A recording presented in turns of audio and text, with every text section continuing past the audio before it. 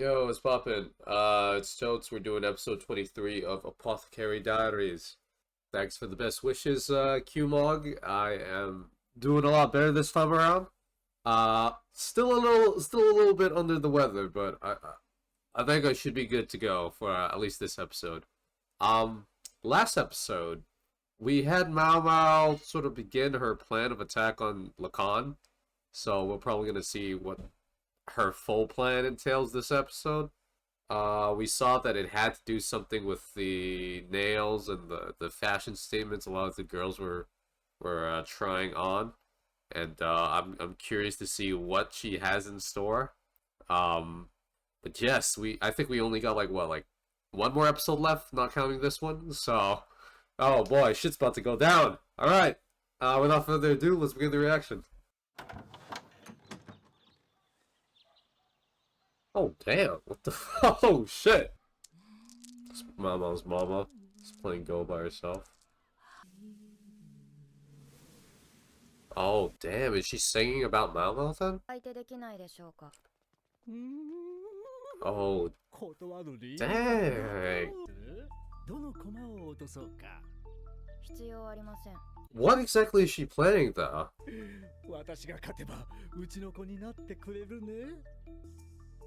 If I lose, I'll never see you again.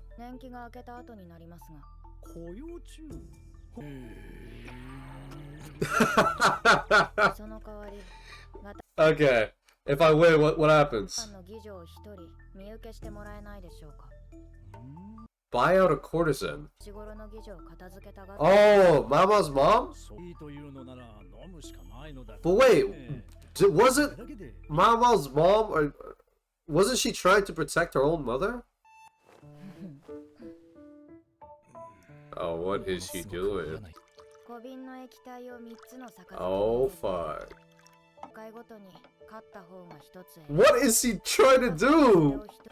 That is a crazy rule. So she's playing Russian roulette with the fucking drinks.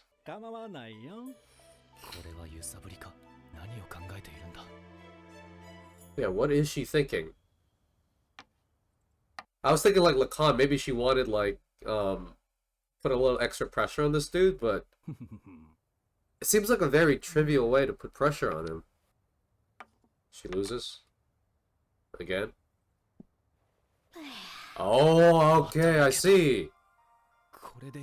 Because there's no way she's gonna win against Lacan then, so Lacan has to purposefully lose so that he doesn't kill his own daughter.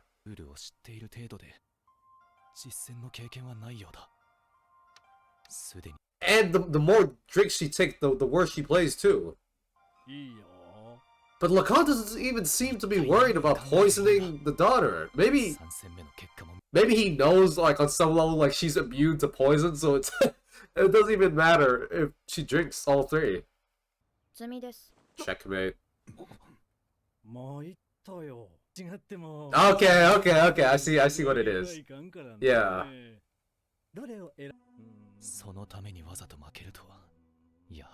Yeah.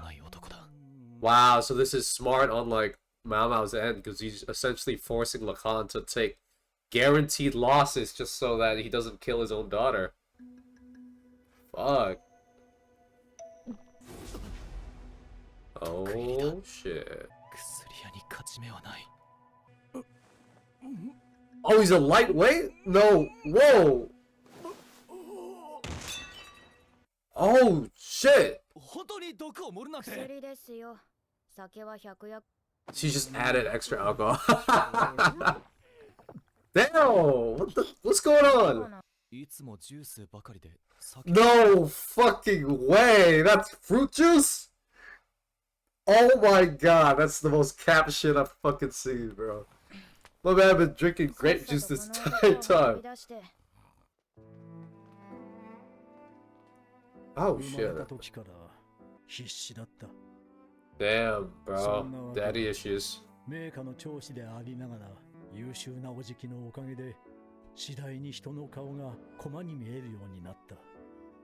So I wonder if this is like some like level of like insane sociopathy or something. Like he has sociopathic tendencies or some shit. 家柄のおかげでいきなり長を任された。自分が弱くとも部下を無駄。Because I get doing the whole like chess pieces as human thing is more like a visual metaphor for whatever he's feeling. 面白いゲームに違いなかった。Yeah, so I guess it is like some sort of like level of like sociopathy. He doesn't see other humans as being humans. He sees them as being pawns in a chessboard. Yeah, he finally lost to essentially a pawn that he considered. Essentially, she was so good that he was essentially forced to recognize herself as being an actual person.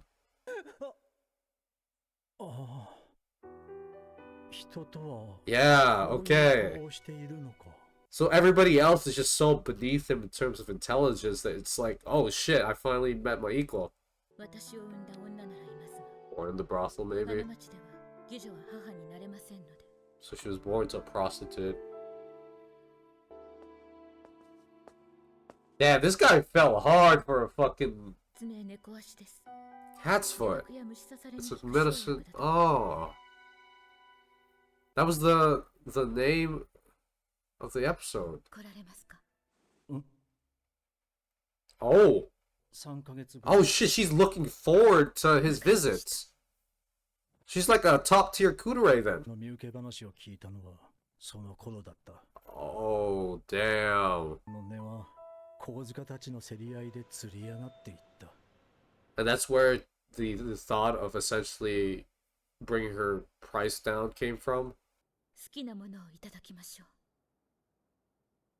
Oh my god, so was it not? It wasn't rigged then. Because essentially he won. So is it a situation where like he wins? He asks to sleep with her. If she wins, she does the exact same thing. Because it does look like she's interested in the dude. And probably this is like the last time they can share a moment between the other.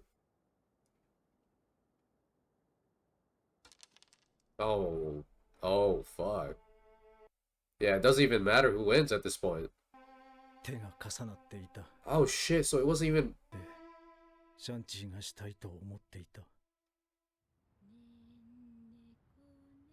Oh my god.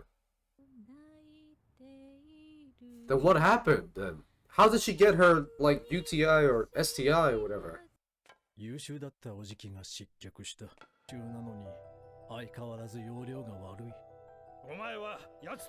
Oh my god, wait, is this Mama's, like, adopted dad, dude?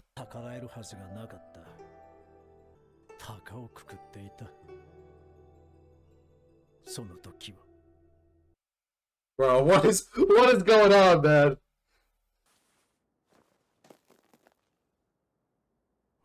What is that? A branch?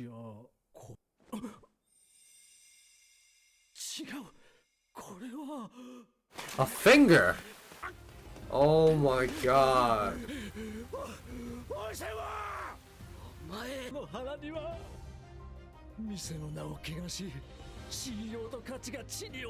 That's your kid, but oh, fuck, man.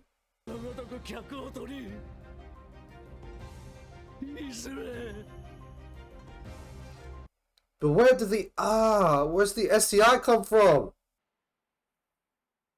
Bro. Oh my god, bro. I don't holy shit.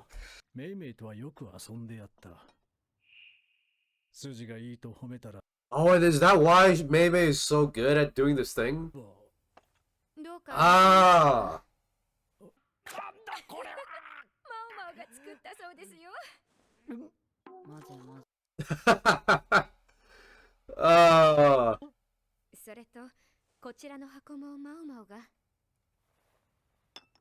Oh my god, bro. This episode's a lot, man. What'd she give? Blue Lily. Wizard Rose.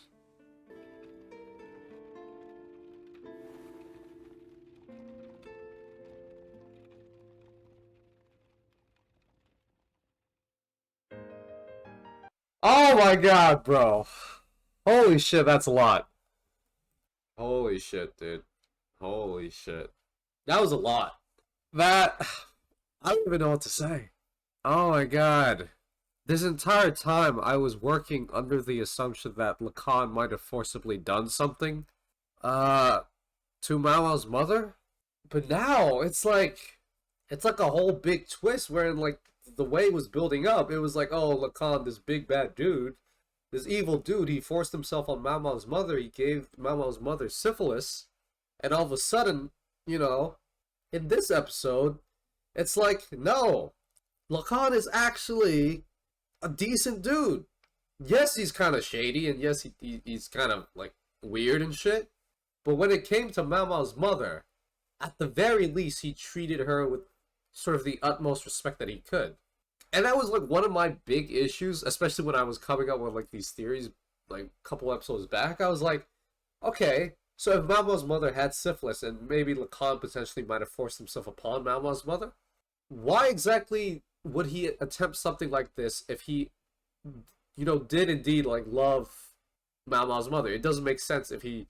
I mean, I guess you could attribute it to like a crime of passion where it's like, oh, I love you so much, I'm gonna try to force myself on you, sort of thing. But like, it still doesn't make any sense, especially if like, I don't know, you found out that you gave her a disease, or maybe you found out that you yourself is carrying that disease, and you willingly spread that to Mama's mother. It never stood right by me. It never felt right. So I'm glad in this episode we're getting like just very clear focus on Lacan, and we're more so painting a picture of Lacan where he's more of a I don't know, I don't want to use the word like sociopathic because that was a term I used during the reaction, but I don't think that's it. I think like maybe on some level he has like autism or something where he does not necessarily relate too much to other people, and the whole like go chessboard pieces thing is more of a visual representation of that, wherein like he doesn't get along well with other people, and the one time he goes to a brothel and he meets someone of his of the same caliber, he falls in love, and for the first time in his entire life he sees her for who she is and not some function or like a collection of not a chess piece for him to use.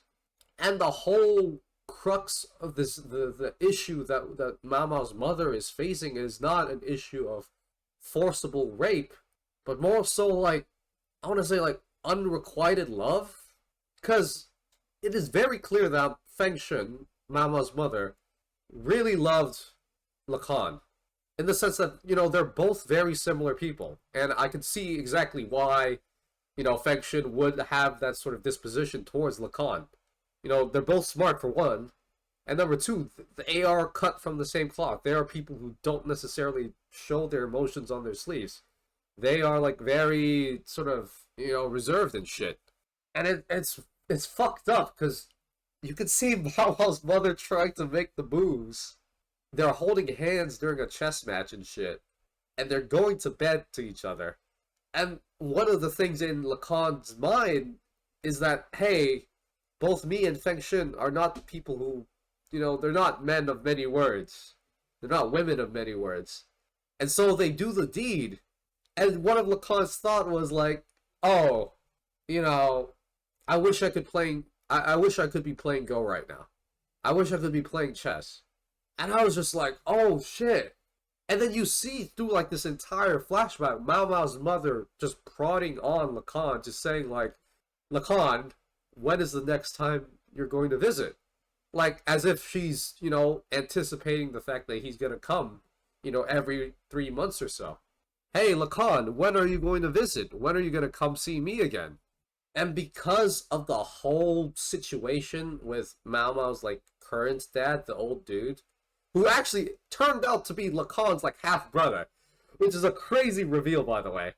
I wasn't exactly sure if it was like Mao Mao's dad or whatnot, but it is almost like 99% sure. Like, yeah, that the dude who was talking to the head of the clan, I'm pretty sure that is Mao Mao's dad, because he mentioned, oh my god, you're a disgrace to the family. You're a apothecary for the rear court, and now you're expelled. Oh my god, how could you? right? Out of every single character in this story, we only know one person who fits that description. So the fact that the moment that the whole baby switching thing happened, and Mao Mao's dad prioritized Abdul's child, the fact that he got kicked out meant that Lacan essentially had to fulfill the role that the old dude had, and he was sent on like a foreign trip to study medicine or whatever. He's meant to be Western educated. The moment he came back, he realizes, oh my god, this 3 months journey that I was supposed to embark on has turned into 3 years. And throughout these 3 years, Feng Shen has kept her love for me and has continuously sent me letters day after day, night after night. What is going on? He doesn't even understand it himself until he sees that one of the final things that Feng Shen has sent him is a fucking severed finger. A curse. I think he sent 2 fingers, one big finger and one small finger. And in my head, I was like, wait a second, one small finger. Did she cut off Mao Mao's fucking finger when she was a child or something? I don't know. I don't think that's the case. I think that's like, maybe she cut off like a pinky finger or something.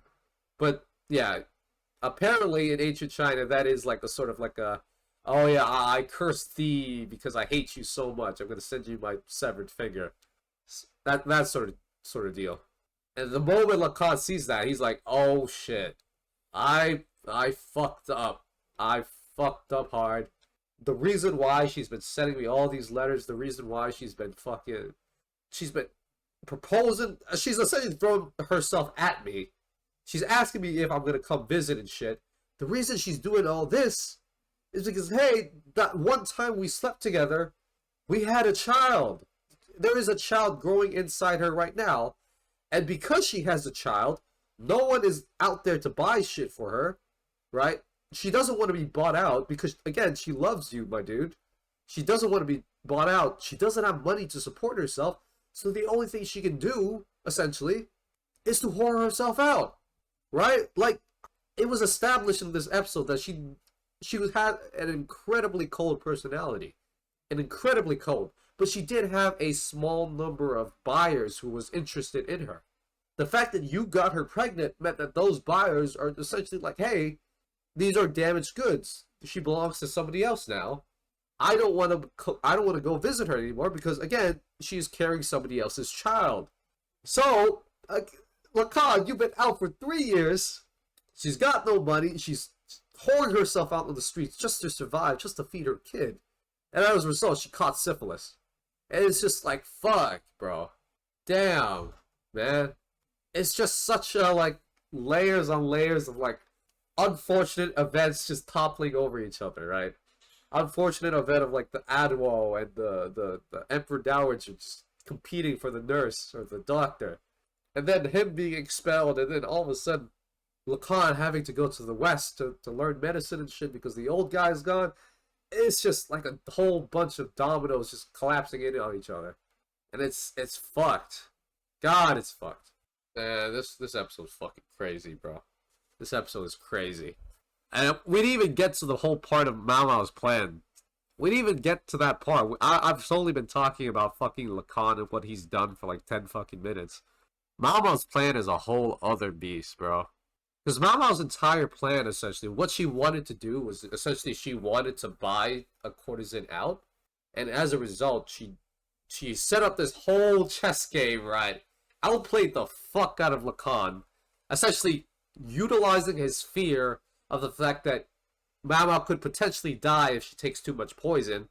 So he has to purposefully lose, over and over again just to make sure that his daughter is alive. Her knowing that and knowing that the dude doesn't really drink, so he takes one sip and he fucking collapses. It's just like this whole fucking plan that she came up with. I was just like, oh my god, this girl's way too smart. But with that being said, Mao Mao did win this whole chess tournament thing. She did mention that she wanted to buy a courtesan out. What courtesan is she talking about exactly? Is she talking about Meme? Or is she talking about what is it? That one courtesan that the dog dude liked. The one that he needed to save up enough money to essentially buy out. Or maybe is she talking about the Mao Mao's mother? because there are ways you can sort of think about her request here. In exchange, if I win, I won't say who, but the old lady wants to get rid of an aging courtesan. In the story that thus far we know of essentially two, or actually I want to say like three aging courtesans right now. One, Mama's mother, who is just dying in the fucking room. Two is Mei Mei. Mei Mei and well, I guess you can say the dog dude that the courtesan that he liked. They mentioned to Mao Mao at some point during the season, like, hey, I'm like 25, 26 right now. I'm about to turn 30. I'm slowly going to be aging out, so I need to find a buyer soon. Maybe that's it. Maybe Mao Mao wants to buy out like Pyrin or fucking Mei Mei and have them live sort of a better life than they had in the sort of brothel house. Essentially, sort of as like repayment for the stuff that they did for her, especially as a child. Because she mentioned, like, especially as a child, both Mei Mei and Pyrin were the ones who took care of her the most. They were essentially her mothers in this respect. So maybe that could be its old thing. Or maybe it could just be something else. I don't know. It could just be Mama's mother. I like the fact that we had towards the very end, we confirmed some connections that Mei Mei had with Lacan. It would explain why Mei Mei is the one who does the whole go chess thing. Because we see Mei Mei entertaining a lot of the guests in the courtesan's house as well, but she's always just playing shit. She's never really sleeping with them. So I was like, damn, she's really good. But I never stopped to think that, hey, maybe Lacan taught her. That was a fun reveal. And then there's this curious scene at the very end where Mao Mao essentially gives Lacan a box of a withered rose. And Lacan says something like, even when withered, it can retain its shape. And then it cuts to a scene of Mao Mao and this one dude in a carriage. She pulls out a blue, essentially, rose petal outside of her garments, and she looks at it. And this one doesn't have any withered shapes to it. It's not withering. It doesn't have any signs of withering. I don't know what this means. I don't know what it means. Is Mao Mao essentially giving some sort of message to Lacan? She's trying to say, like, hey, even though Feng Shen is withered right now, she is still Feng Shen. She has still retained her shape. You should go see your wife again. Maybe that's it. But that doesn't make any sense though, because I think the whole because Lacan throughout this entire time has been trying to see Feng Shen, but the brothel ladies has repeatedly said, no, we're not going to let you see this girl. So maybe it's something else, or maybe I'm just misinterpreting the whole like Lacan thing in the past. Maybe the episodes of the past were more so like Lacan wanting to go see his daughter, and as a result, he's just sort of he doesn't want to go see Feng Shen again because he's scared that she's gonna hate him and shit. And maybe that's it. Maybe that's the message here, where it's like Feng Shen is withered. She is that blue withered rose, but at the end of the day, she is still a rose. She has maintained her shape, and she is still that Feng Shen that you know, even though she has degraded. Or maybe it's like sort of like what is it?